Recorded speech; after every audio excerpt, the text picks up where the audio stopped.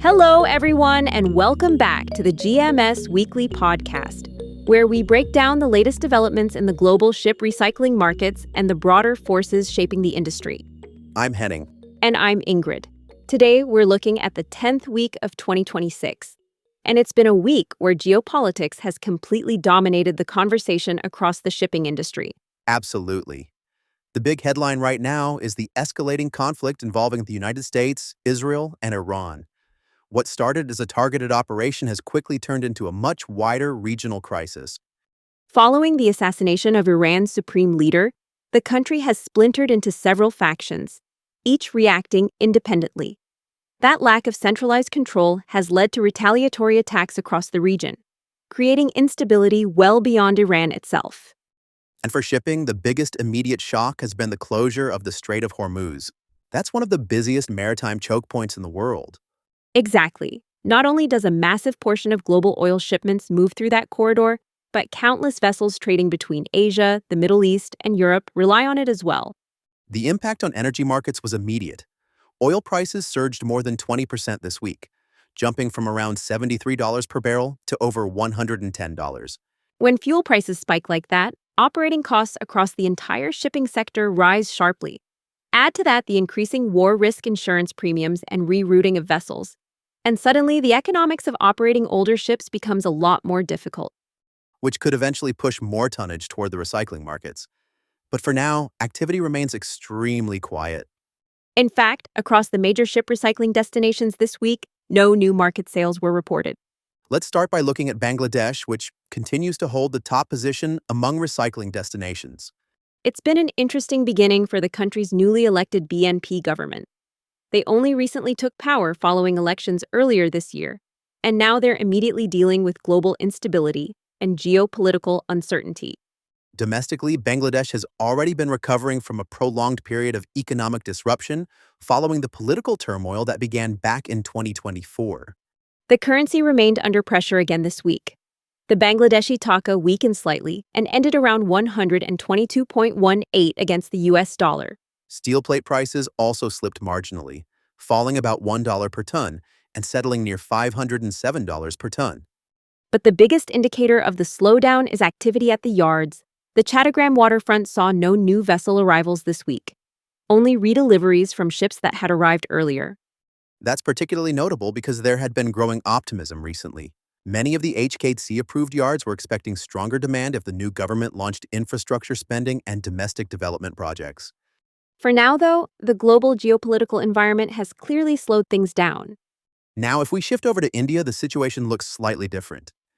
Earlier this week, there were rumors circulating that gas shortages might force partial closures of recycling yards in Alang. But according to reports from the ground, those fears appear to be exaggerated. The yards are continuing to operate normally. India's main challenge right now is energy supply. The country relies heavily on imported oil, particularly from Russia and Iran. With sanctions on Russian oil and the closure of the Strait of Hormuz affecting Iranian supply, energy costs have surged. That pressure spilled into the currency markets where the Indian rupee weakened nearly 1% this week, closing around 91.94 against the US dollar. Interestingly, though, steel plate prices in India moved sharply upward. They certainly did. Prices jumped from about $396 per ton at the beginning of the week to roughly $414 by the end, nearly a $28 increase. That kind of move usually reflects concerns about scrap availability or disruptions to regional supply.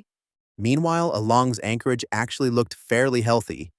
6 vessels are currently waiting there, totaling more than 44,000 light displacement tons.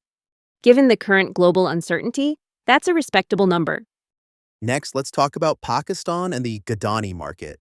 Pakistan continues to see limited arrivals, but pricing levels remain relatively competitive compared to Bangladesh. Steel plate prices there remained completely flat this week at around $590 per ton.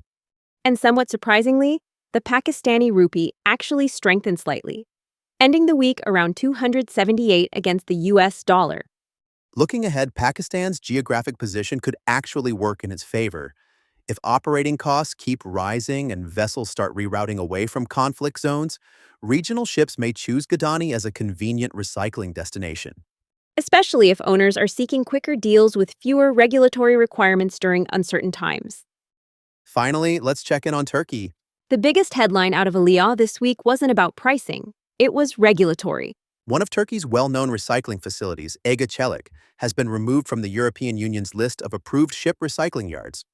Inspectors cited several deficiencies, including inadequate pre-cleaning procedures and the absence of an impermeable surface along the shoreline, both considered serious environmental and workers' safety risks. Meanwhile, the Turkish lira continued its decline, sliding past 44 against the US dollar. Despite the currency pressure, some vessels are still finding their way to Turkish recyclers. One ship that had been detained in Romania was reportedly sold to Aliyah this week. So looking at the broader picture, the market rankings remain unchanged.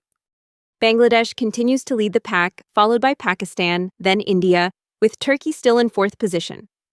Indicative prices currently sit around $425 per LDT for dry bulk vessels in Bangladesh, about $420 in Pakistan, roughly $410 in India, and about $270 in Turkey. So the big question now is what happens next. Major geopolitical disruptions like this tend to take several months to fully ripple through global supply chains. Most analysts estimate it takes roughly 6 to 9 months before the full economic impact becomes clear. Which means we may eventually see more vessels heading to the recycling yards, particularly older ships facing rising operating costs. But for now, the industry remains in a wait-and-see mode. And that wraps up this week's GMS Weekly Podcast. As always, thanks for listening. And if you'd like to dive deeper into the data, be sure to check out the full GMS Weekly Report on GMS mobile app. We'll be back next week with another update on the ship recycling markets and the forces shaping global shipping. Until then, stay safe and stay informed.